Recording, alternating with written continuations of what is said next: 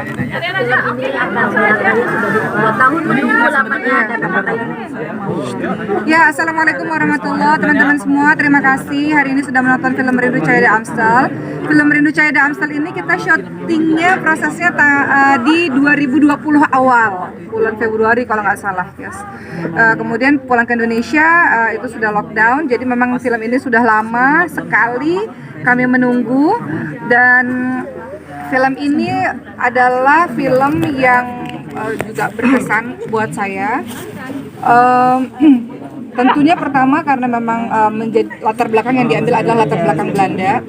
Kemudian yang kedua adalah film ini banyak sekali pesan-pesan baik yang bisa disebarkan ke banyak orang. Bagaimana cara bakti kepada kedua orang tua, bagaimana belajar Islam sungguh-sungguh, bagaimana setiap orang punya jalan ceritanya masing-masing untuk mendapatkan cahaya, dan bagaimana bisa menebarkan cahaya itu.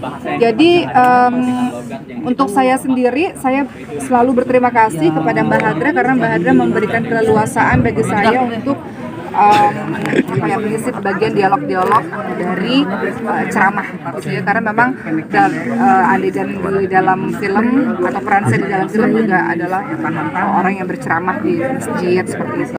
Daripada itu semua di balik layar, saya bersyukur karena teman-teman pemain-pemain Rindu Cahaya Amstel tuh mereka baik-baik, masya Allah. Mereka tuh orang-orang yang soleha, nggak pernah tinggal sholatnya itu. Mereka walaupun di Belanda ya lagi musim dingin luar biasa, padat syuting, mereka jaga sholat dengan begitu baik gitu. Jadi mungkin mereka nggak cerita ya tentang bagaimana ibadah mereka, tapi saya menyaksikan bagaimana ibadah para pemain-pemain ini sangat baik, yang mungkin teman-teman nggak banyak tahu gitu.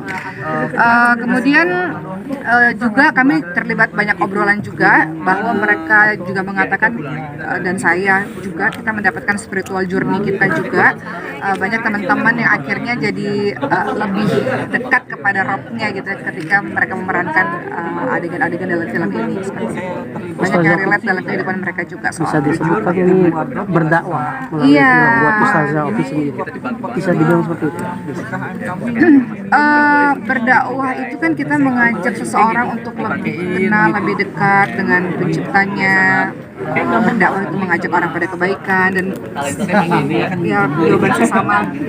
Belasan tahun lalu pertama kali saya main film, bahwa film ini dijadikan sebagai media untuk menyampaikan pesan-pesan. Jadi dalam film pasti ada pesan yang ingin disampaikan. Merindu Cahaya Amstel juga begitu. Tapi menariknya Merindu Cahaya Amstel ini banyak ditonton tidak hanya untuk muslim loh, tapi banyak juga yang menonton, teman-teman yang bukan muslim juga menonton dan mengatakan film ini indah gitu. Banyak dialog-dialog yang indah, dialog-dialog yang menyejukkan seperti itu. Jadi bagi saya walaupun kalau ditanya secara pribadi, oke kalau main film pengennya karakter apa, pengennya beberapa tahun belakangan memang jadinya banyak diajak untuk jadi ustazah atau berceramah gitu, walaupun ingin coba karakter-karakter lain. Tapi terlepas daripada itu, saya bersyukur karena dikasih kesempatan untuk bisa menyampaikan nilai-nilai Islam lewat film. Karena kan beda ya kalau kita menyampaikan di masjid udah tahu orang-orangnya gitu, tapi kalau di film kan lebih luas, orang-orangnya lebih luas dengan latar belakang background yang lebih luas. Jadi bahagia karena nilai Islam itu bisa masuk dalam film sehingga bisa menginspirasi orang banyak, mudah-mudahan insya Allah. Tapi di luar skenario, teman-teman yang lain, pemain lain nanya ke Ustazah juga untuk masalah agama.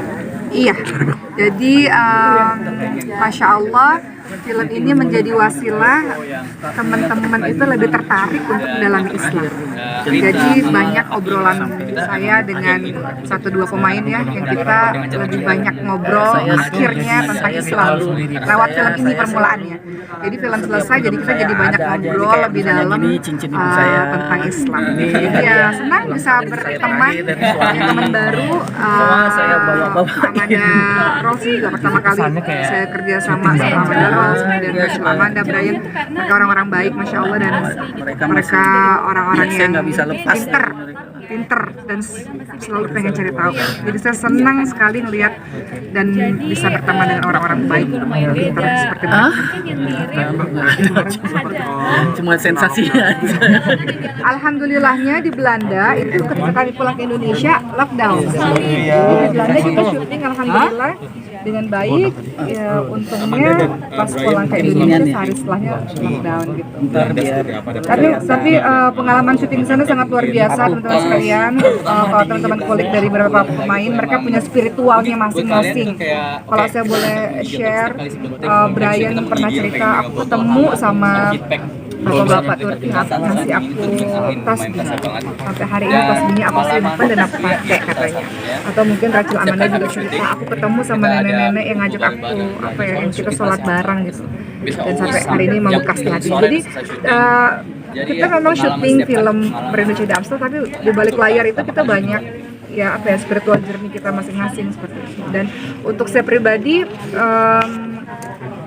banyak adegan-adegan yang saya sendiri ketika ngomong saya bergetar, ketika saya nonton lagi saya bergetar lagi, dan itu jadi pengingat untuk diri saya lagi gitu, tentang hijab, tentang bagaimana kita bertaubat gitu. Jadi saya bicara dalam film ini, saya sendiri kalau dengar itu jadi suka terharu lagi gitu, jadi suka ya Allah, ini pesan agama, ini pesan Islami gitu. Jadi untuk saya sendiri aja jadi banyak pengingatnya, dan berharapnya mudah-mudahan orang lain juga seperti itu.